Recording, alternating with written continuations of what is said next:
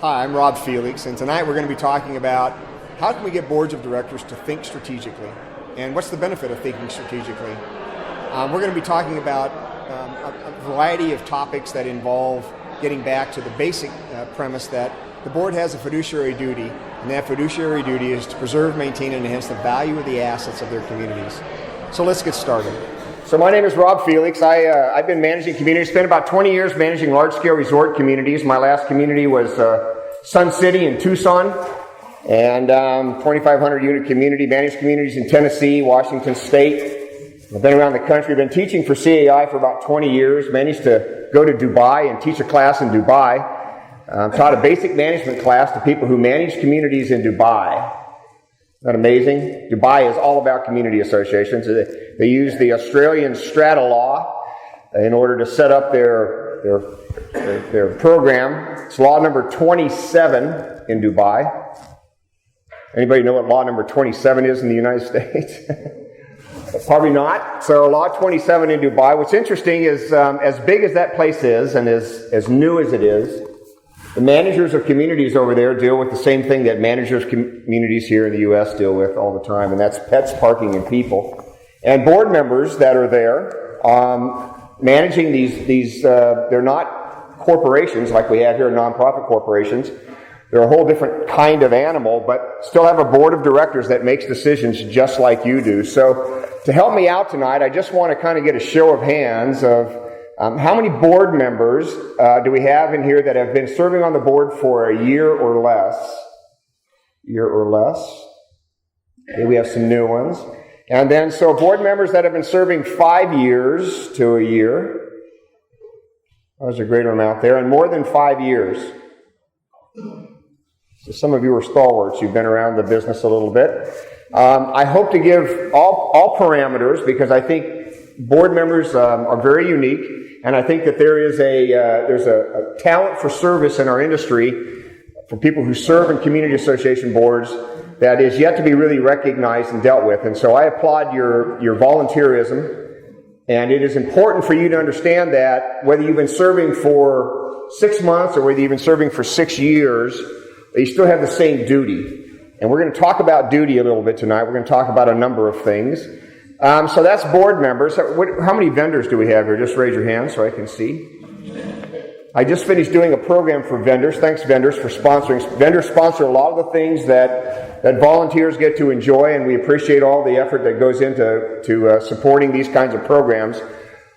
One of the things that we'll touch on tonight is what's the duty of a vendor in that process of a board thinking strategically. And the reason I chose the titles, Thinking Strategically, I just couldn't think of anything sexier and how to say thinking strategically different than thinking strategically. So there was not a lot of juice behind it. So it really is just about that. I helped write a program for CAI called M360, which is Leadership Practices in Building Community. And the concept behind that program is that managers who have been managing communities for a number of years get stuck in this rut of not being able to advance community within their community associations. And that program is really built around the premise that the most successful communities are communities that start with a vision about who they are, then develop a mission to accomplish their vision, and make decisions relative to their mission and their vision. And without a mission or without a vision, most community associations flounder around, and I'll give you some other examples of that going into it. But there's a difference between strategic planning and strategic thinking. And a lot of us like to think that we do strategic plans, and I've been part of a lot of strategic plans. I chair CAM-ICB, which is the CMCA that you see a lot of managers wear. I've been chairing that going on my 6th year now, and we're going through a strategic plan. And that strategic plan launches us for the next 10 years. And the idea behind that plan is that we have continuity of board members going forward. And unfortunately, in our community associations, strategic planning is way down the line because a lot of times all we're doing is reactive decision making. Would you agree with me? A lot of times we're just making decisions about the moment and so forth. As a matter of fact, I'll advocate that most boards of directors make decisions based on 2 qualifications. One is emotion and the other one is money. Emotion and money. And emotion and money drive a lot of the decisions that board members make. They don't make it off of professional advice. And by the way, I'm probably going to upset somebody tonight. I usually do when I give a talk, just because someone will disagree with me, and I'm fine with that. This is really just a discussion and kind of my idea about what I've seen in the industry over a long period of time and how I think I can help the industry bring forward a different kind of thinking about how we see ourselves. So most board members make decisions on emotion and money. And so looking for corporate advice, looking for advice from legal counsel, thinking about the community as a whole as not themselves is a very difficult thing for people to do in a volunteer role. So tonight we're going to point out a few of those things as well. Let's get started. I'm going to cover really about 5 different areas. The first one is, why must you think strategically? And what's the benefits versus just reactive thinking for a board? What is strategic planning as opposed to thinking? And then how to identify community goals. And I'm going to talk a little bit about some criteria that I created a long time ago based upon input from board members about how to measure success in boards. And I'm talking about now boards of directors for communities. How to measure success. And we could go around the room and ask opinions about that. At the end, by the way, I'm going to give as much time as we need to answer any questions. So if you have a question, just write it down and we'll come back to it. But what's the measure of success for boards? I know boards of directors that think their success is measured by the fact that they've been able to maintain a level dues for 5 years or 10 years. No increases. We have boards that think that they're successful because they've imparted great rules and regulations. We have boards that think they're successful because they've been able to create a great budget. And I'm going to give you some different thinking about what success is for board members when we get to the end of this. And I hope that it applies to you in some sense so that you'll be able to carry it forward and help those boards that you serve on and what you do. So why do you have to think strategically? Well, first of all, you have to think strategically because there's a lot to think about. First of all, most of the decisions that you make as a board are based upon some document. It's either federal statute, local laws, your governing documents, governing bodies like the AICPA guidelines for the accountants that do accounting for community associations, your attorneys who talk about case law, those kinds of things. It's pretty interesting. When I teach managers about how to be a professional manager, I oftentimes talk about how many of them bring their governing documents to the board meeting. Matter of fact, I'll ask you as board members, how many of you bring your governing documents to the board meeting? So there's a number of you that bring them. And oftentimes I ask why. And they go, well, in case someone asks a question, I've got it there. I can go look at the governing documents. Go, really? I go, do you bring the federal law and the ORTARD rule for communication devices, and do you bring your state statute with you, and do you bring your plan, your plat with you? You bring all the rest of the governing documents, you bring the civil code with you, do you bring all that?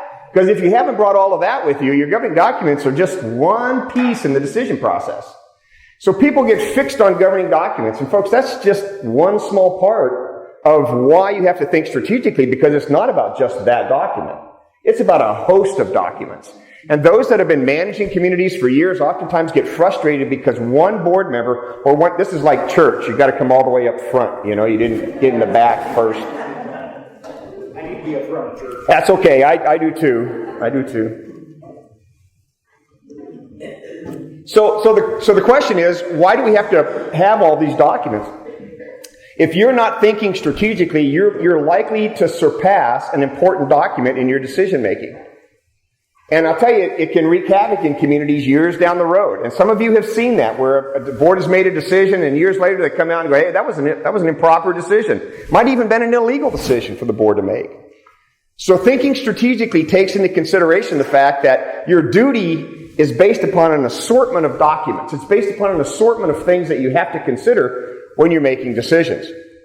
When you think strategically, you're talking about tactical decisions. You're talking about doing homework to make a decision. I chair this board, KMICB. We have people from all over the country that serve on the board. Most of our board meetings are telephonic. And so It's really easy to understand the people in my board who are not prepared when we have a board meeting. How many of you serving on boards right now honestly can say, I don't come to the board meetings always prepared for everything? And I'm telling you, to think strategically, you have to be prepared. You have to think about the impact of each of your decisions. I was senior vice president for a management company in Scottsdale, Arizona, and we kicked a lady out of the pool for bringing alcohol into the pool. The board had adopted a rule, no alcohol at the pool. My manager goes out there, kicks the lady out of the pool. She gets all sorts of upset. She runs on a platform to get elected to the board. Going to bring alcohol back to the pool. Go, lady. She gets elected to the board. She fires us as a management company because we were doing our job. And she brings alcohol back to the pool. And when I looked at it, I thought, boy, you know what? If that's not a lesson in strategy, it's not a lesson at all. She was very strategic in what she did. Was she right or wrong? Doesn't matter. I'm just talking about strategy. She had a strategy, and she was successful at doing what she did. It involves intent. Strategic thinking involves intent. You have to purposely make a decision. It's also based upon what's called fiduciary duty. And I know you guys hear that term a lot, or if you've been around CAI at all, or you've been to a lot of classes, fiduciary duty, and there's a lot of definition, and your attorney generally gives you a definition that's, that's pretty long. Let me just give you my quick definition of fiduciary duty. Fiduciary duty means that you're making a decision that affects the value and the rights of others in your community, a failure of which you're held personally responsible.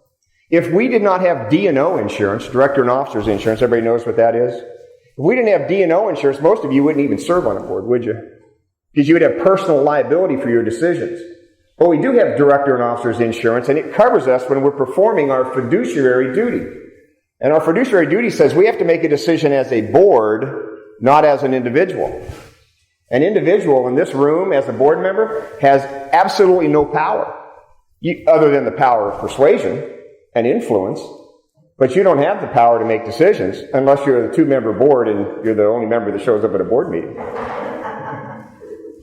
But you don't have power. The board has power, but you as an individual don't. You have fiduciary duty, and you have to rely on that. And the individuals that elected you and live in your community are counting on you performing your fiduciary duty, setting aside your own personal agenda to make decisions that affect the values and rights of others in your communities. That's what you do as a board member. And if you're not up to that task, sometimes people don't like it. For instance, I'll give you one good example of a fiduciary. An individual loses their job, but they serve on a board of directors. The board, after getting rid of all of its discretionary line items in its budget, still has to raise its assessment in order to cover its expenses. And this person probably can't pay it because they just lost their job. And their fiduciary duty tells them that they have to vote in favor of this because their duty to the community is greater than the duty to themselves. That's a fiduciary. So, you have to make decisions that benefit the entire community, not just yourself. If you think strategically, you avoid a lot of pitfalls, by the way. You avoid a lot of pitfalls. I'm going to get to vision statements here in just a moment.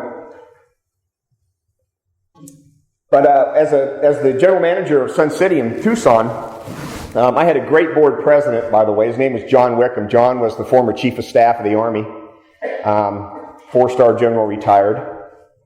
Think that was a fun job? John was a great leader. John taught me a lot about leadership and actually helped me develop a lot of the leadership stuff that I teach around the country for managers because his duty was fiduciary. That gentleman never spoke out of turn. He always gave everybody the credit. He always let everybody speak. And he always turned to me and said, "What do you think, Rob?" as the general manager, which incorporated my thought into the decision that the board was making. And it worked out to my benefit because it made me be responsible, be accountable for what was in the board pack and the decisions the board was going to make. One day the board someone said, "You know what? Now remember, this is Sun City, and this is we had a vision statement. The vision statement was we're going to be a congenial group of active adults engaged in amenities and programs and all this other stuff." And that was kind of the essence of the vision statement. Someone came in and said, I think we need to have a Meals on Wheels program. And the board said, that's a great idea. Rob, go vet this out and bring it back to us. And I went and I sat down at my desk and I had the vision statement sitting on my desk and I went, really? Meals on Wheels? That's a great program, but is it active adult or is it assisted living? Active adult, assisted living. And I went back to the board, the next board meeting, and I said, look, I think this is a great program. I'm just not sure it fits what your vision is. Now, you can either change your vision or we don't do the program. And the board sat there, the 7-member board, and they sat there and they thought about it, and they go, you're exactly right. If you don't think strategically, you could fall into great pitfalls. That would have been a great program, by the way, but it wasn't what our community was about. And so as a board member, you have to think about what's the impact about what I'm doing and how it affects the whole community. And finally, let me just give you 3 concepts that you as a board member cannot escape. And that is your duty, and your duty is to protect, maintain, and enhance the value of the assets of the corporation. That's your duty. Protect, maintain, and enhance. Protect, maintain, and enhance. You could say that over and over and over again. If your decisions are doing something other than protecting, maintaining, and enhancing, you're making the wrong decisions for your community. So let me get to some benefits of strategic thinking. First of all, I think strategic thinking helps you identify the top collective community goals. And I'm going to walk you through in just a moment an actual way in order to get there. Because just because someone gets on the board doesn't mean it's actually the top goals of the community. If you're thinking strategically, you'll get your board together and collectively you'll come up with the top items for your board. And if I were to ask any of you serving on your board right now, how many of you could actually do everything that you want to do as a board member? You would probably say, I really can't, right? How many of you have gotten to do everything you wanted to do as a board member for your community? And if you are, then you're a dictator, probably. But so you don't. So you have to do something that's collective. That's why we call it community. So we have to do the collective goals for the community. The benefit of strategic thinking is it helps you set priorities. How many of you have all the money that you need as a community association? I'm serious. Some of you do. Don't be shy. Everybody wants to move into your community. They just don't want to pay the assessment. So most communities that we've seen over the last, since 2007 especially, since the financial struggle that we've had in our country, a lot of communities have been in a position where you've had to set priorities. If you're setting priorities, you're thinking strategically. If you have to pick and choose what program you're going to implement or not implement, or if you're going to have to delay the opening of the swimming pool, or if you're going to have to do away with this particular service that the association is getting, you're thinking strategically. And it helps you set the priorities of the community because that's your job. That's why they pay you all the big bucks. You don't get paid? It also helps you provide guidance to the members. How many of you have members that come in that think they're actually the board members? And they're coming in and they're telling you what you ought to do, right? How many, just show of hands, how many, and that's a frustrating time, isn't it? You know what? Let me help you with that. My simple answer to them is thank you very much for your input. The only duty they have is the duty to themselves. You have fiduciary duty. You have the duty to the entire community. It's a much different duty. So they only have a duty to themselves. So you just tell them, thank you very much. If they want to run for the board, come on, run for the board. How many of you have struggle filling board seats? Okay, a number of you do. How many of you have a struggle filling committee seats? Okay. I have a strategy for that, by the way. You want to know what the strategy is? Get rid of them. No, I'm serious. If you have committees that and this goes back to guidance, if you have committees that you have in your community, now unless they're a community that's required by the governing documents that you have to have it on the book, who has the responsibility anyhow? You do, right, as a board? If you're having a struggle, don't beg people, just get rid of them. Go to ad hoc task forces. Ad hoc task force. I know people that can't, they can't fill a particular committee, like a social committee.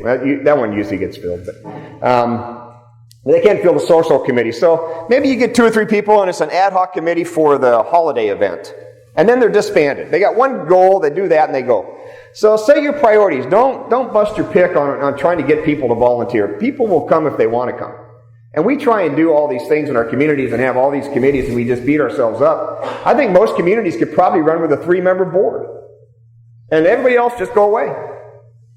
Unless you're in a retirement community, then everybody wants to be doing everything. So at Sun City, it was really great. We had 76 boards, 76 clubs at Sun City, 76 clubs. So if someone wasn't serving on a committee, they served on a club. That was kind of how we did it. Our last club was the Psychic Club. I tried to convince them, don't tell anybody where you meet or when, and if they show up, they obviously belong to that one. So guidance. Your job is to help provide guidance, and you can do that if you're strategic in what you're doing. It also helps you communicate to the residents. If I've heard one thing in this industry over the last 30 plus years, it's this, and that is that you all are not communicating right to us. Really? Maybe you're not listening. Maybe you're not listening. And you as a board have a duty to communicate your decisions. You have a duty by statute, you have a duty by integrity, you have a duty by fiduciary duty to communicate to your residents the decisions that you're making. If you're doing it strategically, it will help you. And by that I mean you actually lay out a plan and be consistent at what you do. And then finally, let me talk about short-term versus long-term. I'm going to get into some of those in just a moment, but short-term versus long-term is this. Most of us, because we serve for such a short time, 3 years, 2 years, some 1 year, you can't do long-range planning. Every long-range plan I have ever done for every community association, and I've done probably a dozen of them, they're sitting on someone's shelf somewhere collecting dust. They mean nothing. They mean nothing. Because unless it has a driver behind it, which is generally one of you, it doesn't take on a personality or a life, and it has to. Probably the only long-range plan that any one of you enjoy and that actually does something is your reserve study. And I've done 1,000 reserve studies across the United States, and I can tell you that it's a living document, and you have to drive it. And if you don't drive it, it dies. How many of you have picked up a reserve study that was done 5 years ago and go, what is this? I don't know. How come we're not doing anything? So that's the only long-range thinking, planning that you should be doing. The rest of it is really short-term. It's a year. It's 2 years. It's a budget that you're developing for the next year. And we'll get into some of that in just a moment. But that's for the most part. Some of you are doing some long-range planning. You know, we're going to add a playground in 5 years, or we're going to build a clubhouse in 5 years. I'm cool with that. That's a specific plan for a particular project. So how do we get started thinking strategically? First of all, I think you've got to have a vision. So how do you get a vision? And I'll take you through a process in just a moment. But a vision really comes as a collective thought of all of you. Most community associations started with with a developer who had a vision about what they wanted. Del Webb was the developer of Sun City. They had a vision about it being an active adult community. They built $17 million worth of facilities. We had 3 swimming pools and an 18-hole golf course, and we were doing about $7 million a year as a small corporation with 80 employees. I mean, that's what they wanted. They built that. That was a vision that they had, and they followed that vision, and they built it out, and they sold the vision, and they developed a mission to accomplish that vision. And Sun City today is practically the same community it was when I took it out of transition from the developer back in the 90s. The one thing they've changed is they ran out of money. People started aging in place, and they weren't playing golf, so they had to open up the golf course. But that's a strategic move on their part. So a vision for your community is really important. And a vision statement is nothing more than one sentence about what your community is about. If you're going to make any decisions, it's the idea about it being an active adult and then doing Meals on Wheels. It didn't fit. What is your vision for your community? Is it a vision about exponential growth in property value? Then you better be making decisions that fit that vision. If it's a vision about being a safe community for its residents, engendering families and doing those things, then you better have Halloween programs, and you better be able to provide an opportunity for people to get together. If your vision is about, we want to be a community of congenial adults, then don't be sitting in a board meeting yelling at one another. If your vision is about success as a community and the ongoing volunteerism that fits into it, then develop a program that gets people in there. Yeah, usually when that happens, you have to buy drinks, but you'd really go broke tonight if you did that. Let me just say that vision is so very important. When we created a vision for every community that I've done it for, and I've done it across the country, and I took a community that had actually been in Florida, that had been in place 35 years. They had a board of 17. The way the governing documents were set up is they were bringing in someone from every unit.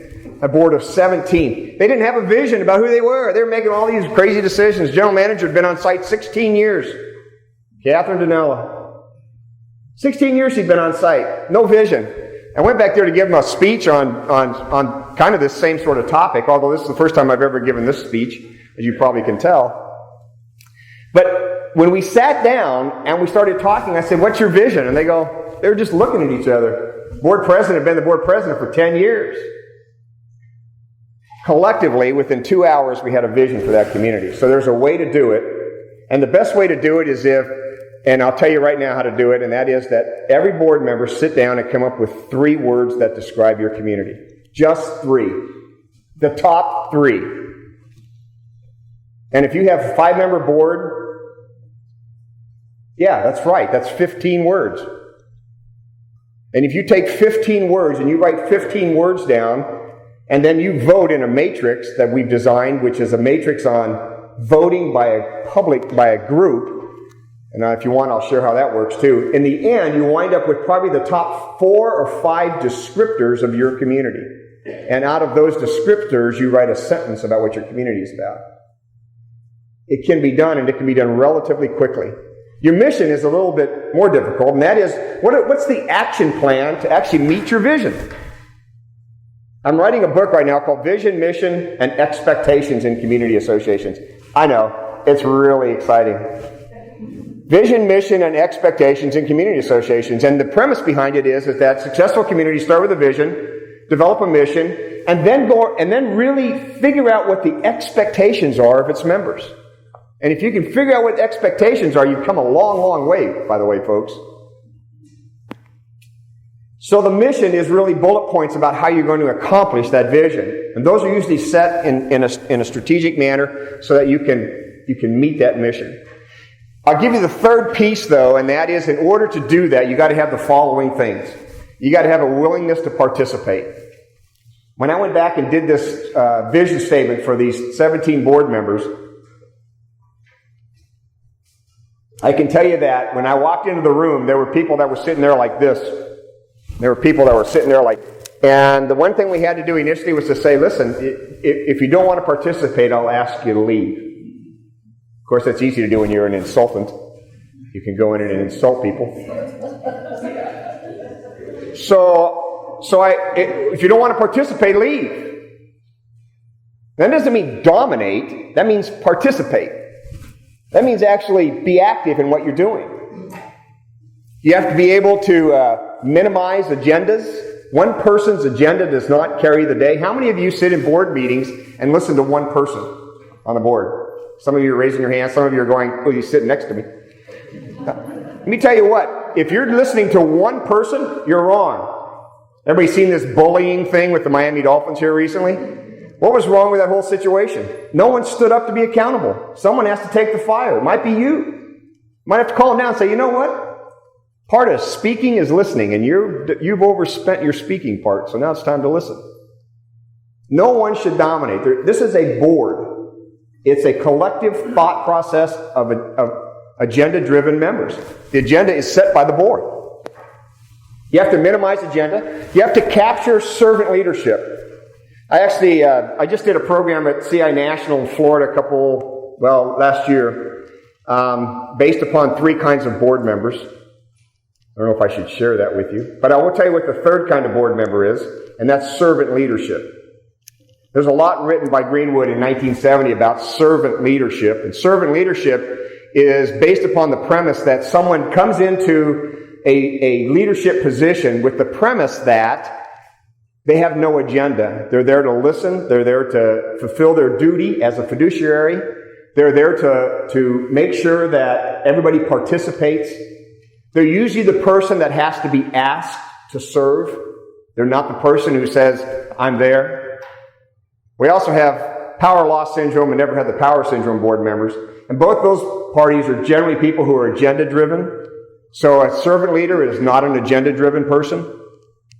They actually are there to listen and to do what's right for the community. Servant leadership. You really discover a lot if you do some research on it. And it's a whole different topic to talk about. Let me just tell you that also, to get started thinking strategically, you got to involve compromise.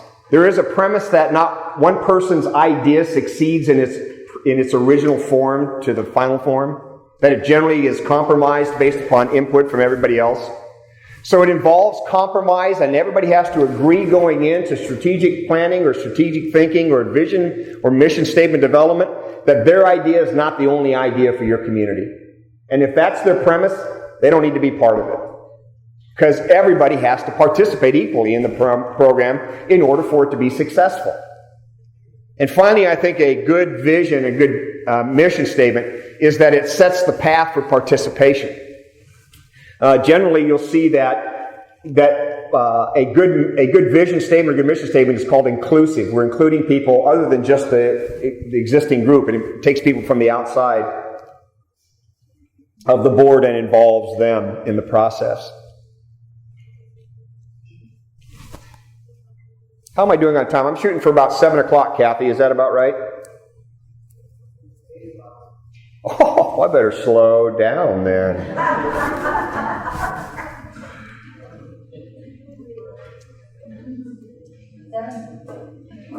Don't.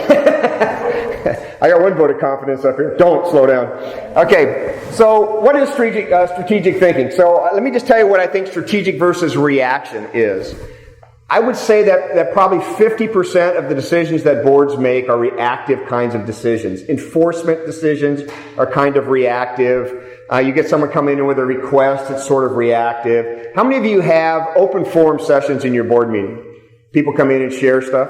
And how many people actually come in and share stuff with you? Do a lot of people? And what's generally the response with the board member? Do you engage them in debate or conversation about it? Because if you do, then I'm gonna coach you to do something differently. I'm gonna coach you to think about, if you say something that you're not prepared to say as a member of the board, you can't speak for the board, even if you're the president of the board, unless the board's given you that authority to speak on their behalf. And if you're speaking on their behalf, then you better make sure that the rest of the board agrees with you. And so most of the time when we engage in board meetings with individuals in the community that are giving us input or feedback or comment or conversation, try these words. Thank you very much. Next. Thank you very much. Next. That's all you have to say. And what I'm trying to communicate here is the fact that if you're not prepared to respond to what their request is, to their question, then what you might say might not be very strategic. It might be very reactive, and it might get you in trouble. And until you're really prepared to respond, and I do suggest that everybody gets a response at some point in time, then prepare a proper response. Don't do it on the fly. A lot of boards get themselves in trouble when they're being very reactive in their decision making, when they're just thinking about it for the moment going forward. Matter of fact, I see this when I go into a board meeting. I can't even tell you how many board meetings I've been in. Been in board meetings when I see a board member open their board packet for the first time at the board meeting. How many of you think their decisions are strategic? I can tell you that they're not. That they're very reactive. They're seeing material for the first time and they're reacting to it and making a decision. It's reactive decision making. Thinking strategically is coming prepared. So if you're having board members, by the way, that are serving just for the art of serving, like, okay, I'm a board member, polish my star, then really they're not helping. They're not helping. They need to be thinking strategically. If all they're doing is being reactive in their decision making, they could be wrong. And every manager and every CEO of a management company that's sitting in this audience is agreeing with me, because we've all had to deal with those boards when you look at them and you go, what are you thinking? We gave you all the material. Now you're making some dumb decision. You can't do that. You have to be strategic in most of your decisions. Most of the decisions that boards make have a long-term impact. Not all of them, by the way, but most of them do. Anybody have a noise complaint in their community? We had a noise complaint in our community at Sun City. We had a house, single-family dwelling home, attic fan was running at night, and a home that was built at their backyard up another level. The noise from the attic fan was coming onto the patio of the home behind them. Everybody get kind of the picture I'm painting here? I need like a chart. So it's coming in. It's coming in from the attic fan, and this person is starting a lawsuit against the association for failure to enforce the noise provision of the governing documents. So we started talking about it, and the board's thinking, okay, well, now we got to go get our attorney and write a $350 an hour letter, and blah, blah, blah, blah, blah. And pretty soon we're going to be spitting at one another, and it's going to be going back and forth. And I woke up about 4 o'clock one morning, which is about when I normally wake up. And I said, you know what? We can fix this thing. I mean, literally, we can just go fix it. We'll just get his approval, and we'll go into his house, and we'll fix his fan. Why don't we do that? I took it back to the board, and the board said, wow, we need to think about that. So they thought about it for a little bit, and they thought, well, are we making a long-term decision impact? In fact, they were. It cost us $350. We went in, got his permission, went in, and had a guy we'd change out, and we'd baffle this whole exhaust system out of his house. Fix the problem. No more lawsuit. You know what the strategic benefit of that was? Is that every consideration for resolving problems was first done by us as staff in an effort to resolve problems before it got to legal counsel. A $350 problem. You know, that problem was going to be a $35,000 problem by the time it got done. I can guarantee you that. They had already called the city. The city was out there doing DVA testings on noise, and oh my gosh. It can turn into a disaster.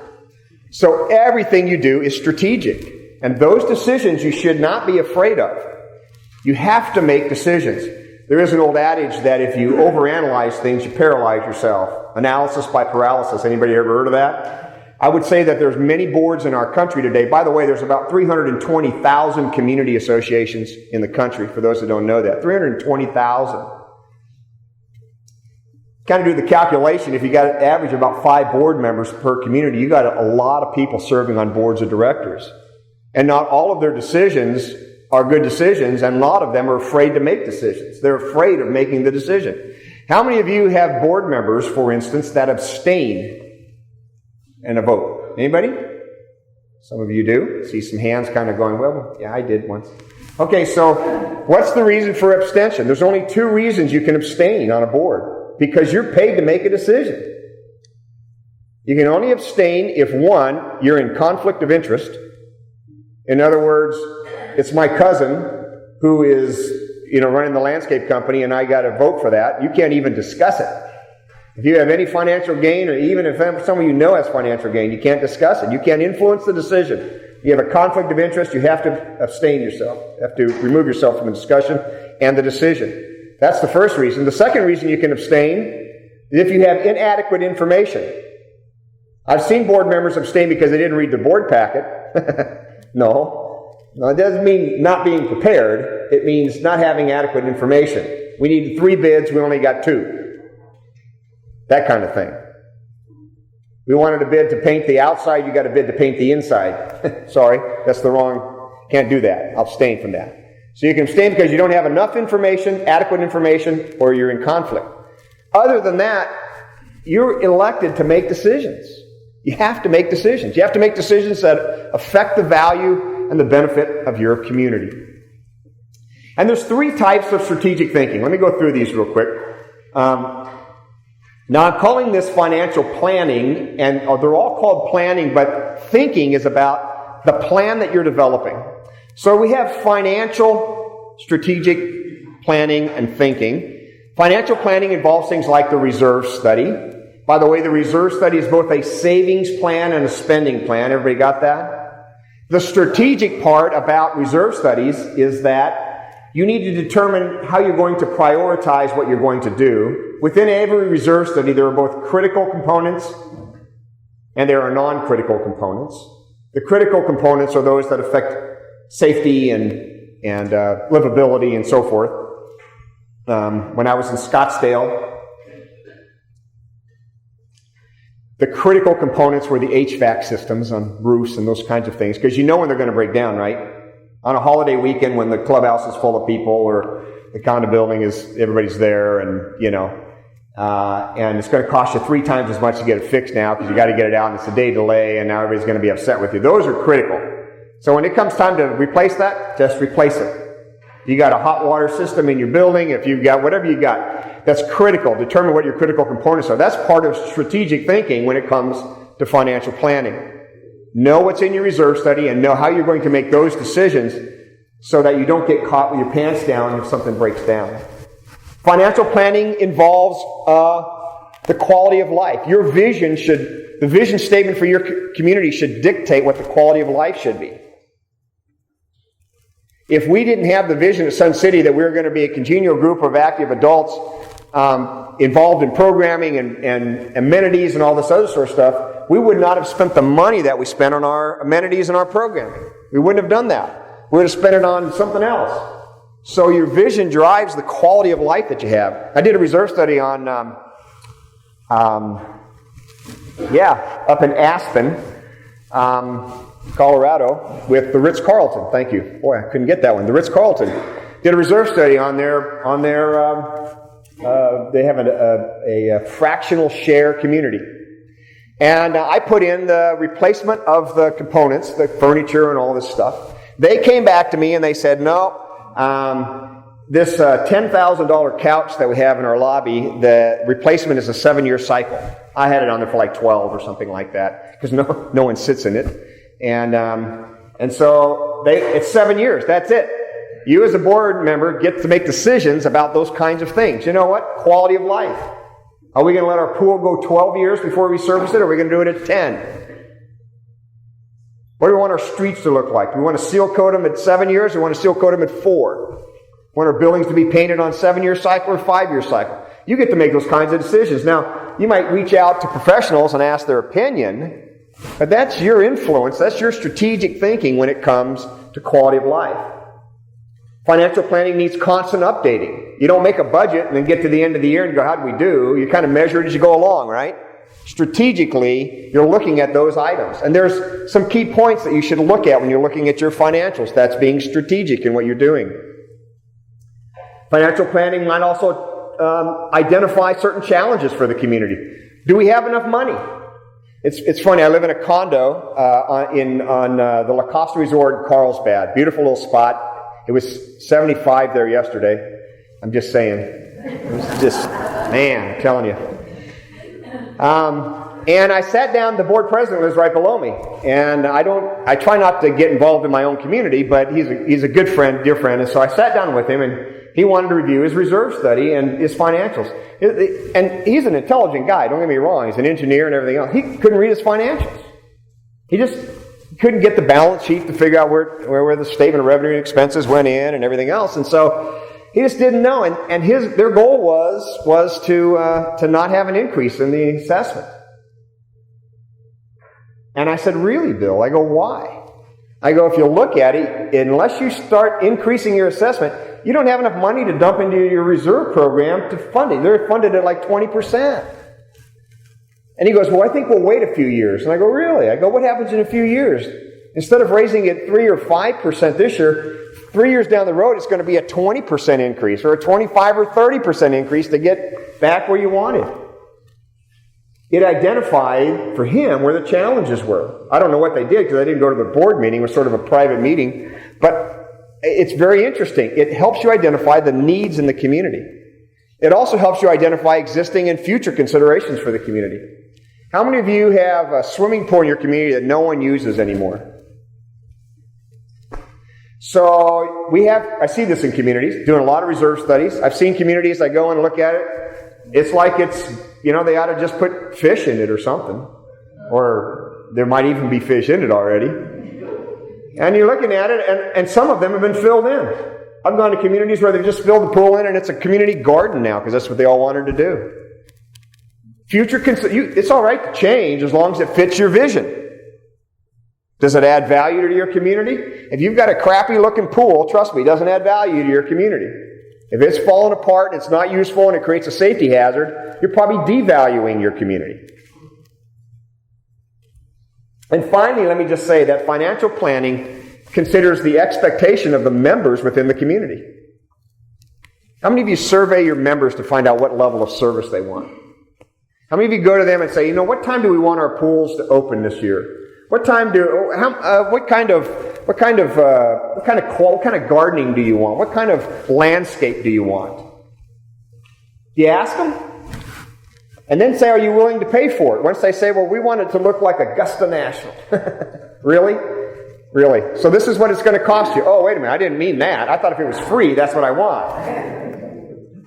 So expectations have to be joined collectively with willingness to participate or pay.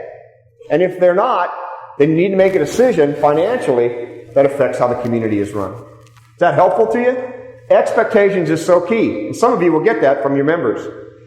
The next one is long-range planning. So your best long-range plan is your reserve study. Hopefully you have a reserve study. If you don't, get one. And it should look out 30 years. I can tell you that 20 years is a critical threshold for reserves. 20 years. You start seeing infrastructure break down and all sorts of things. And I always used a theory when I was doing reserve study that as a component gets closer to the end of its useful life, it deteriorates faster. And every morning when I look in the mirror, I validate that theory. Long-range planning also addresses the quality of components. What do we want it to look like? If we have a lobby, do we want the furniture to look like the 60s, or do we want to upgrade it? What do we want to do to make it more beneficial to the association? It enhances quality of life. I see communities that are doing physical long-range planning to say, we need this amenity down the road. Our community is young, we've got kids that are coming up, or our community is old. We're not going to be using these anymore, these amenities. I think long-range planning has to deal with safety and it has to deal with amenities. And if you're dealing with both of those kinds of things that deal with your community as a whole, not you personally, as a community, then you're conducting some physical long-range planning. And finally, the third type of strategic thinking is about social planning. Social thinking. How is your community going to interact with one another? What kind of safety are we talking about for our communities? We do an exercise when we teach M206, which is financial management for managers and community associations. And we talk about the fact that sometimes when boards will say, hey, we don't want to, we want to cut our expenses, so let's get rid of these lights, or let's get rid of these bushes or whatever. We may create safety concerns within our community. Most of the decisions that we make don't affect safety, but some of them do. And so you have to be really careful when you're considering the kinds of things that you're thinking about socially around safety for your community. What kind of programming do you need? Do you want programming at all? The community that I live in is a community that it's got a mixture. It's got young people. It's got older people like me, and then it's got some young kids and everything else. And it's a condo, and so we started creating, not me, but the board started creating an area where people can meet. They built a shade structure, and they brought out a fire pit, and they have a picnic table out there now. They didn't have that stuff a year ago. So they're continuing to try and upgrade what they think the programming is for the community, and it's fun to watch people use it. That's your duty as a board, is to think about how does this work within our community. And again, it's not necessarily about you. You might be the oldest person in your community. You might be the youngest person in your community. But how does it affect the community overall? Some of the things you need to think about socially is future governance. If I could convince any of you as board members that one of your primary duties is to find a replacement for you, how many of you would agree with me? I hope most of you would. See, your duty as a board member is temporary stewardship. You're giving your volunteer time, even on a night like tonight, to come and learn about things that affect your community and your duty as a board member. But your board service is temporary stewardship. I don't care if you're going to be there 20 years, it's still temporary in the concept of what the length of the community is. You have temporary stewardship. So who's going to come behind you? Is it going to be somebody that comes in and changes all your decisions? Is it going to be somebody that believes in what you believe and sees the vision for the community? Is it going to be the servant leader that you actually have to go ask to serve? Because I'm going to tell you that most servant leaders in our industry, in boards of directors, are those that have to be asked to serve. Because otherwise, they're just either shy about it or they don't think they have the qualification for it. Can I get another water? My throat is so dry. Sorry, I got 4 people running for water. So governance is really, really key. I've seen boards of directors increase in size. I've seen them decrease in size as well. And you have to think about it. When I told you about how many of you have a hard time filling committees, I believe totally we are overcommitted in our industry. We're just totally overcommitted. But you have the fiduciary duty as a board member. You have the fiduciary duty as a board member. So fulfill it. Thank you very much.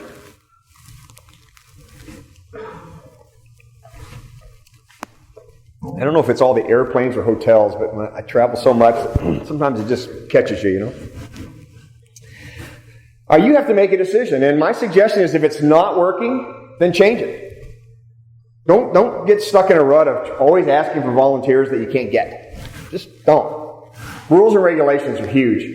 How many of you have really, really good, enforceable, everybody understands them, everybody abides by them rules and regulations? Other than the ones that are found in the governing documents, my suggestion is that most of them around the country, and I've looked at hundreds of them, most of them likely need to be thrown out and start over with nothing. I mean, when we develop rules and regulations, the first thing you got to ask yourself is, why do we need this and can it be enforced? And I mean, can it be enforced at the cost that we're willing to pay for it? And is it going to tear down the community or build the community up? And what's the purpose of rules and regulations anyhow? We're so overruled and regulated, it's ridiculous sometimes. And then half of them aren't enforced, or they're enforced periodically. We had a guy in Sun City. He was a volunteer. He rode around in his golf cart. His golf cart was black. He dressed in black. We called him Black Bart. Black Bart would drive through the community in his golf cart, get out of his golf cart, go look around down the fence lines, peer around everything, write ridiculous fines for people. It was the most ridiculous thing in the world. He finally wrote a fine about some guy who had an RV parked in his driveway. It wasn't an RV, it was a breathing van, and the guy had some lung disease, and if he didn't sit in his van for 6 hours a day, he'd die. So the guy sued the association. Guess who won? Guess who had to go to remediation, coming in as the new GM, remediation about what's the difference between, a handicap and, stupidity. And so we're just over-regulated. And we've got people out there that think we got to live by the law. Folks, this is about community. This is about community. My suggestion is you do a real good review of them, and those that are not working, get rid of them. Just get rid of them. Because you're not forcing them anyhow. They're a detraction to the community. If they're a rule about safety, if they're a rule about hours that you can enforce, if there are things about the law that incorporate some of the county code, maybe. Some of it's just too much.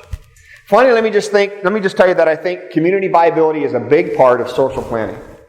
How do we keep people engaged in the community? How do we keep them going and interested in what's going on in the community? How many of you wish you had more people come to your board meetings? Some of you do. How many of you wish you didn't have as many people come to your board meetings? Yeah. Community viability. At Sun City, we would have about 150 people come to our board meetings. And we liked them so much we did 2 board meetings a month. And what I learned from those and John's leadership was this, and that is that people that come to your board meetings and are looking at you as a board member, and this is strategic, by the way, is just like your kids looking to you as a parent. They'll act the same way that you act, and they'll treat each other the same way that you treat each other. So if you're not civil with one another, and if you're not treating each other with respect, giving each other the time to speak, helping each other out in the process. You don't expect anybody in your community to treat you differently. That's just the bottom rule, and everybody knows that golden rule. So make sure that you're acting right and you're doing the right thing as a leader in your community, and it'll help the rest of your community proceed.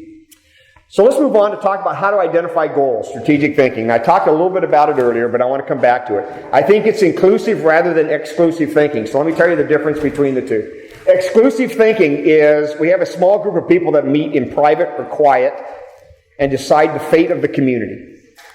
That's exclusive.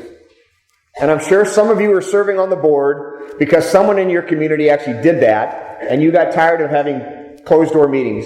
A lot of laws, a lot of statutes in our states now are designed to prevent that from happening. You've got to have open meetings, right? Unless they're authorized as an executive meeting for a certain few items. So inclusive. I think you need to include as many people as you can cast the net out for. If they don't want to participate, great. Ask them one time. Don't beg people to participate. Ask them one time. Make it simple for them. Go to what's the online survey thing? Google Monkey, or what is it? Survey Monkey. Yeah, thank you. Go to Survey Monkey. Do a Survey Monkey. Do short surveys. Do whatever you want to do. Get people involved in it, but make it simple, and make it about something specific, and make it about something strategic. One item, one concept. Seek input. Think about time. One of your jobs is to be time efficient. So don't make it a long-term thing. Make it a specific time. Make it a short-term, concentrated effort. Have a thoughtful process. Be communicative about it. Make sure that people in your community understand what you're doing. And make sure that whatever you're doing, when you're talking about identifying what the goals of the community are for the overall community good. It all works because it all works. The guy who doesn't use the swimming pool, who doesn't care about the swimming pool, and doesn't vote for things that address the swimming pool, is wrong in his fiduciary duty, because it's part of the community, right? We had a golf course at Sun City. We had non-golfers complaining about all the effort going into the golf course. I don't play golf, blah, blah, blah, blah, blah, blah, blah. Then they sell their house. What's the first thing on the ad? House in a golf course community. Trust me, they wanted a good golf course. It all works because it all works. And you need to make sure as board members that you're not just thinking about yourself when you're thinking about what's my decision regarding this particular matter and how does it affect me. The next one is simple thinking. Oftentimes we get so engrossed in trying to come up with this great plan that we oftentimes miss the element of being simplistic. Simple thinking. Have understandable goals, simple goals, things that you can achieve. Have measurable goals, things that have a deadline to them. Avoid complexity and duplicity. Don't have multiple committees working on things. We had 16 committees at Sun City, and they were all full. 16 committees. Get a budget passed through Sun City, it was like an act of Congress, for crying out loud. It took us months and months and months. It was way overdone. And it wasn't that we had so much input, it was that there was so much duplicity in what we were doing. And you have to avoid that. When you're thinking strategic, you have to think very simple and straightforward. It has to be short-term in what you're doing. You have to benchmark your success. You have to celebrate what you're doing. You have to make sure that once you've accomplished the goal that you set out to accomplish, that you're actually recognizing it and moving away from it. There are so many things that we start off on in community associations, they just hang on forever and ever and ever. And I'll get to a couple of samples here in just a moment. I think finally, to be strategic in what you're doing, as board members, you're volunteers, and you need to go to outside professionals and seek their advice. A power loss syndrome board member is the board member who is someone who had power at one time, ran their own business, was a corporate executive, did all this sort of thing, and you can recognize them immediately by the way that when you say, hey, listen, let's talk about going out and doing this, they go, no, I've already done that. No, I'm sorry. That's not your job. I had the guy who ran the Army of the United States as my board president. And he always asked opinions of the professionals. Smart guy, by the way. Always asked the opinions. Some of the worst people, and I don't want to insult too many people in here, I had a corporate attorney who thought he knew everything about the law. And so when something came up about the law, he just immediately went, no, that's the way it is. No, you need to ask the guy who knows about the law. for community associations. So an engineer, same sort of thing. I know how this design works on the roof. No, wait a second. Let's go get the guy who designed the roof. Your job as a board member is to seek professional advice. That's the way you fulfill your fiduciary duty. That also protects you. The business judgment rule is a big rule in community association board decision making. The business judgment rule says that you need to seek out advice to make sure that you're making the right decision. Tell me that's not strategic in what you're doing. It absolutely is. You got to seek advice. Don't be afraid to invite the pros out. Just because you think that's the way the lawn is supposed to be cut, because that's the way you cut it in wherever you lived, Kansas or whatever, and all of a sudden you're here, or people living in Arizona come from the Midwest, they think that's the way it's supposed to be cut. No, I'm sorry, it's a different environment. Get the people there that are professionals to talk about when and how to do that specific thing. Finally, let me just say that how to identify goals for the community has to have a single focus. Don't mix strategic thinking or planning with your board meetings or other committee meetings and everything. Set specific time away to do that. If you're talking about reviewing the reserve study, have a meeting about reviewing the reserve study. That's very strategic. There's a lot of questions about reserve studies that people don't ask. And they should be asking people like me who do them. I don't do them much anymore, but they should be asking the reserve specialist. They should be asking the accountant, whoever's doing them. There's a lot of questions. Don't mix it up with everything else. You'll lose the focus of it. Have a special focus. Limit the distractions that are involved with trying to consider everything that you're doing. And get critical thinkers. Doesn't mean that everybody has to agree. They just have to be critical in what they're thinking. And everybody understands what critical thinking is, right? Critical thinking is really the art of being able to understand the elements of any decision and make a decision based upon those elements. It's just that when you don't take the time to understand what they are, that you lose it.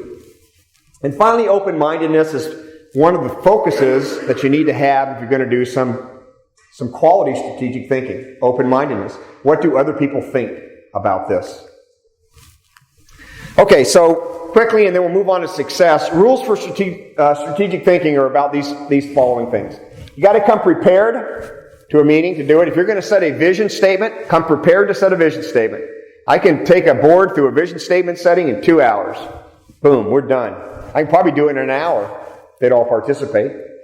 But come prepared to make a decision. You have to remember that original ideas don't survive in their original form all the way to the end. There has to be compromise. It's better to be effective than it is to be right. So many people think that they've got to be dogmatic in their decisions. No, you don't. You've got to listen to others and make sure that you can amend what you're thinking to fit everybody. You have to agree that you're going to have consensus on things, and there is no one person who has single domination over a goal setting or a vision setting or a mission setting environment. If one person does, my suggestion is just let them run it. Why have a vision? It's their vision. Let them do it. And finally, the last one is, regardless of what comes out of a decision-making process, as a board member, your duty is to support the outcome. Sometimes you'll see decisions that are made by the board members. You go, I didn't vote for that. You'll go around the community going, I didn't vote for that. Anybody ever caught themselves doing that? I didn't vote for that. How many of you have said, I didn't vote for Obama? Okay? So we'll like to say, that wasn't me. No, yeah, it's you. If you're on the board and the board made the decision, you support that decision. The next decision might be yours that someone else supports, by the way. They didn't want to. Your job is not to destroy the decisions of the board or the vision of the community or the mission of the community. It's to support it.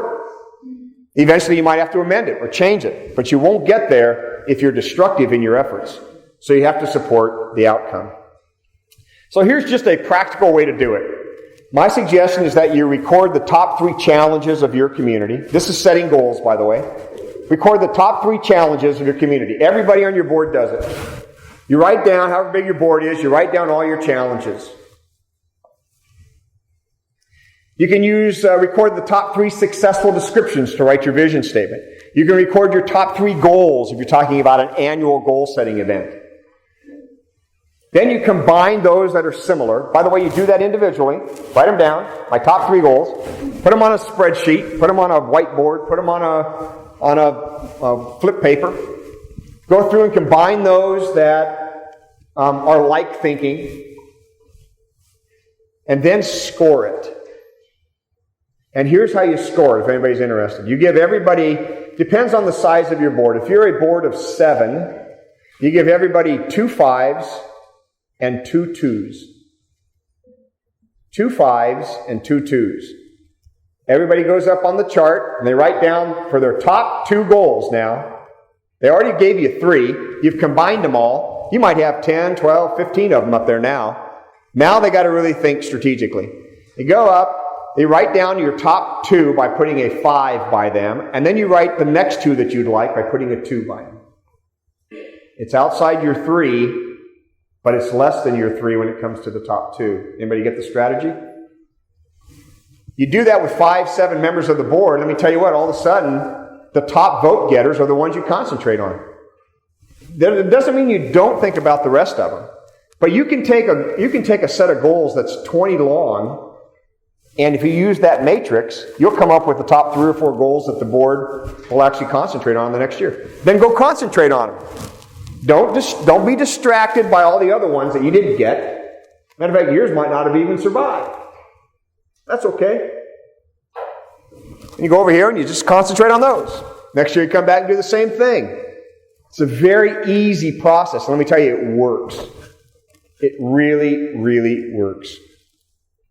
We'll come back and I'll take questions about that in just a moment. So, here's some ideas about strategic thinking that are just concepts that go into all sorts of strategic thinking that I want you to consider.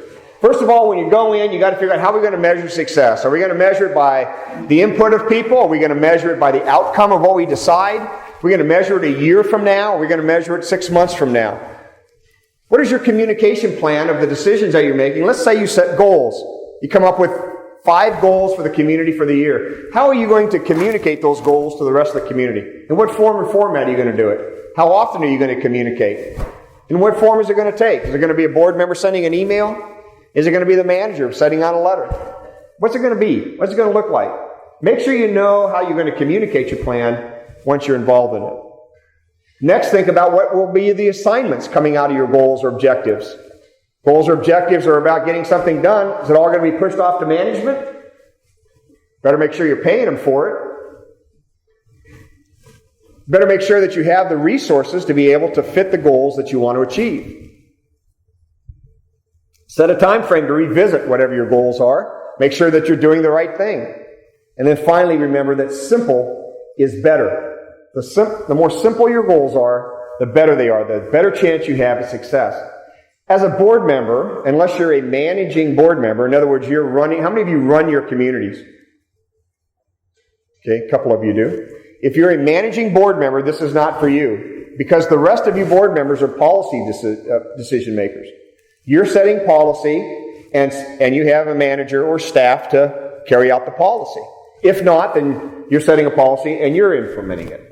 So that assignment is really key. How are you going to facilitate getting your goals done? Finally, I'm going to wrap up and then we'll go to Q&A. So here's some concepts about successful communities. And it all starts, in my opinion, it all starts with the board. Some say it starts with the developer. I say, well, okay, the developer's there for a short time in the length of a community, generally. Sometimes the developer stays on. Sometimes the developer lives in the community they built. But a lot of times they move on. So I start with the board. And even if it's the developer board, it's still important to understand the concepts related to this. First of all, you got to have servant leadership. I kind of alluded to the kinds of board members that there are in communities. There's 3 kinds. Servant leaders are to me the most important kind. They're the kind that actually pays attention to what is necessary in the community, is willing to make decisions around what affects the value of the community overall, and is not necessarily just about themselves. They're time efficient. They come prepared to meetings. I actually wrote an article recently about how I think night meetings are killing our communities.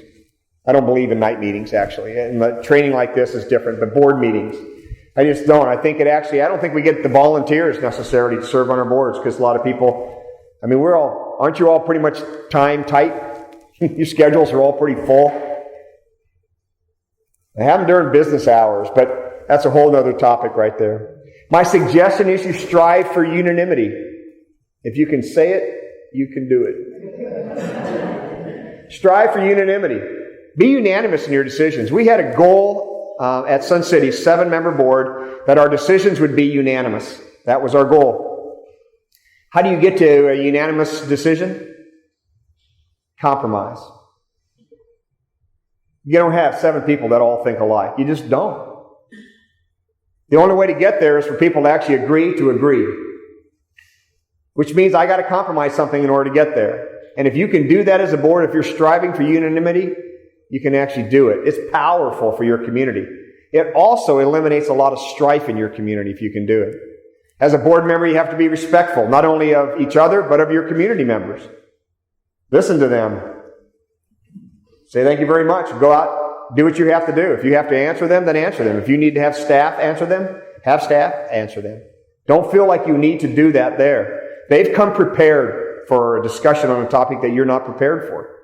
Don't think on your feet as a board member. I'm just telling you right now, you don't have to think on your feet as a board member. You're thinking as a board. Let the board take a question, let them take input from the membership, think about it, and get back to them. Listen first is a priority. Listening to the community members, listening to each other. It was pretty interesting. I saw this dynamic, and John actually did this. In the first board meeting that I was there after transition at Sun City, I'm sitting in a board meeting with 7 board members. I'd been there a little under a month. About 350 people were there at this board meeting. It was huge.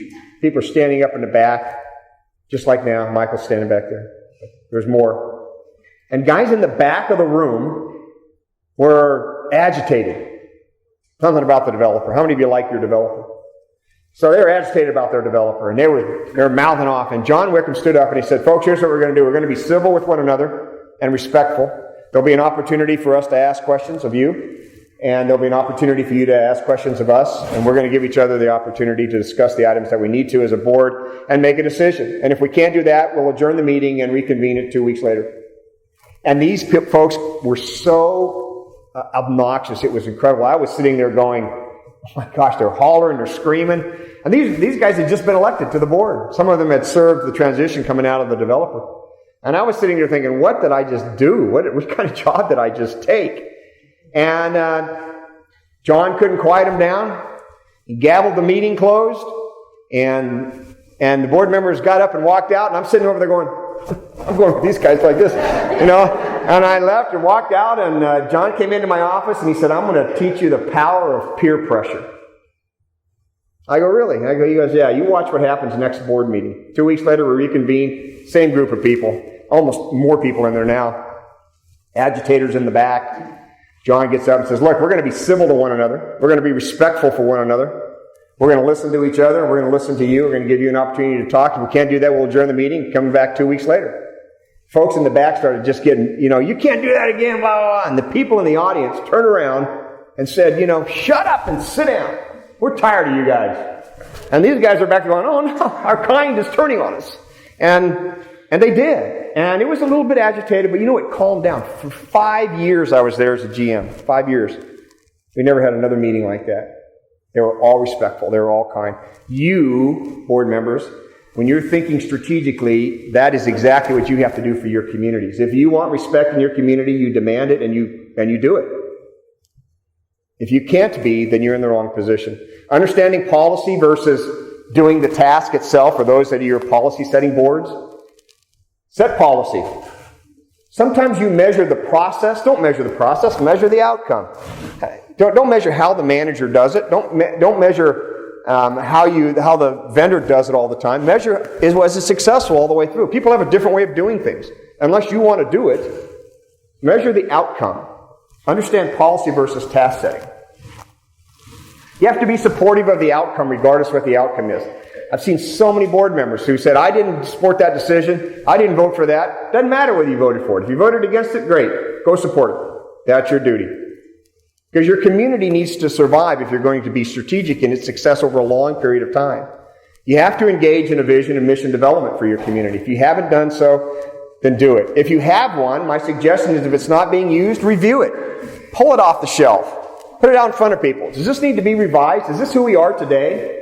Did we start off being this and now we're this? Make sure it's reflective of who you are and where you want to be. It's that curbside conversation that you can have when someone describes where you live. If there's a problem that's brought forward, it has to be accompanied by a resolution. We demanded that from our members. I demanded it in all our communities, and with board members especially. If there's a problem, bring the problem forward. Let's bring a resolution with it as well.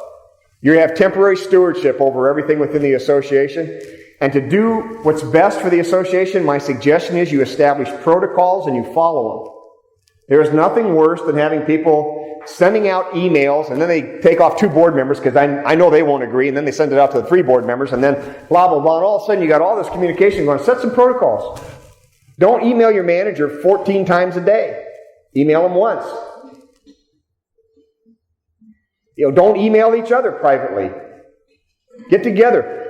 Some of the sunshine laws in California right now, you can't even email without it being considered board decision, board discussion. In closed doors. So now we can't even email. It's coming your way soon. You got to have trust for people that you put in power. Doesn't mean you don't hold them accountable. Doesn't mean you don't check on them. But you got to trust they're doing what's best for you. And if they don't, then you need to change that trust relationship. You have to set aside your personal agenda. This is successful boards in communities across the nation. And these are all factors that I've pulled out after 30 plus years of working with boards of directors. This is a new slide. This is set aside personal agendas. You can't be the lady who said, I'm going to bring alcohol back to the pool and get on the board. Once you brought alcohol back to the pool, so you're sitting there going, okay, what do I do now? That was it. That was her agenda. You have to honor your fiduciary duty. You have to understand your fiduciary duty. You have to realize that it's a really important duty. Make sure that whatever criteria you're setting for success, that you're actually setting it in an ability to manage it. And to understand what it means when you get done. If you're setting a goal of having the gardens planted at the front entrance on such and such a day, we want a certain amount of color, make that the success. Bam, it's done. Go on next. Maybe it meet all your expectations, but it's a good process. You as a board member are a process facilitator. What is a process facilitator? You're just trying to get stuff done. You're making decisions. Pushing it off to someone else. Get other people involved that you need to. Be a process facilitator. Develop expectations with your vendors and management. Expectations. Sun City, I started this thing. 7 members. I had a management agreement. I had a job description. I had all this stuff. And I said to the board members, I said, that's all good and well. I know the time I got to be to the office. But what's your real expectation of me? What's your real expectation? Some of them I couldn't meet. Matter of fact, most of you sitting in this room today deal with expectations on a daily basis, either with a spouse, your kids, your coworkers, friends. You have expectations. If you fail to communicate what your expectation is, how can you hold them accountable for meeting it? Right? Have you ever had someone come to you and say, I expected you to do this, and you go, if you'd have told me, I'd have done it. That's what I want you to do as a board member. Develop expectations. I had a list of 3 pages of expectations on my board that I agreed to meet. After 5 years, I'm sitting there, my new board president this time, Chuck Walton, nice guy. Chuck comes in and says, Rob, he says, you're doing great, you're meeting most of the expectations, but we have a problem. The problem is you're not in your office enough. I went, what? He goes, you're not in your office enough. And I go, so where's that on the expectations? He goes, it's not. I said, I quit. He goes, wait, you can't, that's kind of overreacting. And I go, no, it's not. I said, I got 3 pages of expectations I've been working on. And you're going to come into my office and tell me that I didn't meet something I didn't know about? How am I supposed to do that? I go, you're treating me like a kid. Don't do that. Set the expectation. You have a management agreement. You have vendor agreements. Now tell them what your expectations are. And if they can do it, they'll do it. If they can't do it, you need to change your expectations. You know what they did? They changed their expectations. And then I stayed. Finally, I think the most important thing is you have to be an ambassador for your community. So what's an ambassador for your community? Think about it. What's an ambassador? Ambassadors don't always have the easiest jobs, do they? Ambassadors aren't always on the right path. They're taking input from different sides. They're doing what's best, but they're championing their community. They're being a champion for those in their community that they need a voice, and that's what you are. You're an ambassador. And you might not be an ambassador for a short period of time, but you're an ambassador. And unless you realize the importance of that position, that role in your community, then you decrease the value of your role and the value of your community as well. You have to be strategic in everything that you're doing, because everything you say and do as a board member has an impact. So we got done, and I said we'd do some Q&A. I don't know how many of you have questions or comments about some of the stuff here, but I'm willing to take them. I can't hear you. Can you break down for us the reserve study? Okay, so reserve studies. So reserve studies are built up of existing components within a community, capital in nature, by which you get to set the parameters. I did a reserve study for Desert Mountain in Arizona. Desert Mountain said if there's a component that's less than $10,000, we don't want it in the reserve program. So you get to set it. Most of the time it's set at $1,000 unless you state otherwise. It involves existing capital components that take more than 1 year to replace. The AICPA guidelines, the accounting guidelines that drive fund accounting for community associations, basically stipulates that, and the IRS upholds this, that as a nonprofit corporation, you can't make money at the end of the year. So how do you carry money forward for capital replacement for things down the road? You can only do that by setting it up in a reserve plan. And that reserve plan is built upon the existing components that you have. And it usually it's a savings plan and a spending plan that takes more than 2 years out. Usually 2 years to 50 years, even though you may not be funding them all. The most interesting component I put in a reserve plan once was in Thornton, Colorado, and it was cattle. So cattle. Think about it. The governing documents stipulated that the community association has to maintain 100 head, a minimum of 100 head of cattle for this working ranch. These are 10-acre parcels. There were hundreds of these 10-acre parcels. It's huge development. And I started asking the guy, after I put in all the tractors and the roads and the fences and everything else, I said, what about these cows? How do you do that? He goes, well, every few years we buy some. I go, really? Okay. So is that a capital expense? He goes, yeah, it's expensive. I go, do you get like, baby cows, or do you get like big cows? And I go, what's the residual value of the cows that didn't make it? I mean, do you get to sell them off, or what do you make meat and pass it out? What do you do? So we went through this whole scenario of, okay, we have components that are dying, and we need new components, and they replaced them every 3 years. They would buy about 20 or 30 head of cattle. So we put that in a reserve program. Anything that is capital in nature, trees, pavement, buildings, stuff like that you are going to repair or replace. Not stuff like necessarily like foundations, because that should be stuff you don't ever replace unless you're in Texas. Texas has shifting soils, and so we put foundations in reserve studies there. Does that make sense? By the way, components, you may not recognize some of the components that are in your plan, or you may have components that didn't make it into your plan. That's okay. It's only a funding and savings plan. It doesn't mean just because it wasn't in there, it doesn't mean you can't spend it for it if you got it later. Well, we didn't put that sewer line in there. Well, maybe the reserve guy missed it. Okay? Still capital. Savings plan, you need to add it back into your plan, but you can use a reserve fund for that. Florida just changed their law. How many of you lived in Florida? Florida had a stupid law. Most of the laws, I think, are that category in a lot of ways. Their law was you had to have an individual reserve plan for each capital component. You had to have a reserve plan and a fund for the roof, and one for the asphalt, and one for the elevator, and one for the painting, and one for the pool. And you could not mix the funds.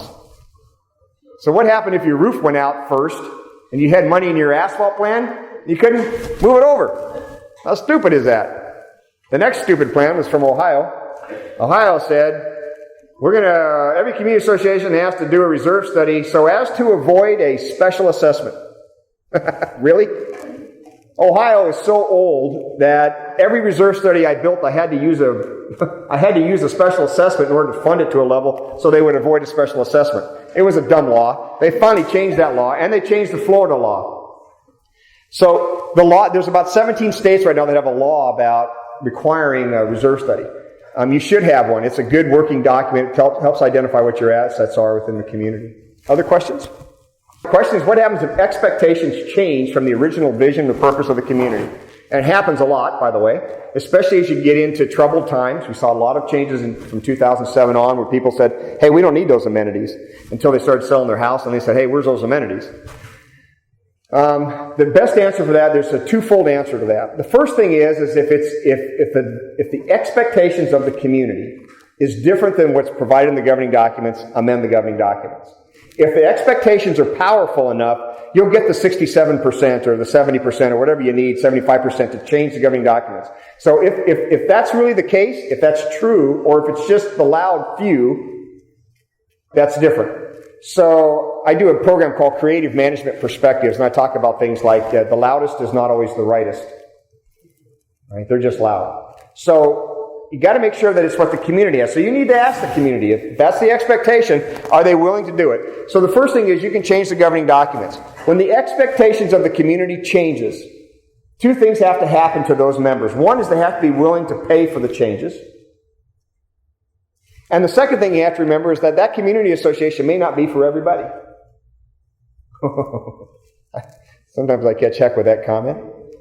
Not everybody can live where they want to live. And not everything changes the way someone wants it to change just because they moved it. And we don't have to be politically correct in our community associations. I'm sorry. You don't have to be. That doesn't mean you have to be mean. You just got to say, you know what? You moved in here. We have a swimming pool and a playground for kids, and you don't want that anymore because you're retired and you're not using them. Go find another place to live. Nice. I mean, say that nice. But does that help? Other question? Good question. So let me make sure you understood the answer to that, about reducing committees. I said if you can't fulfill your committees. When I asked people, how many people were having trouble finding volunteers for the communities, people in the room raised their hands. Those are the committees I'm talking about. Those are the dysfunctional communities, committees, and actually lead to dysfunctional communities too. Those are the dysfunctional committees.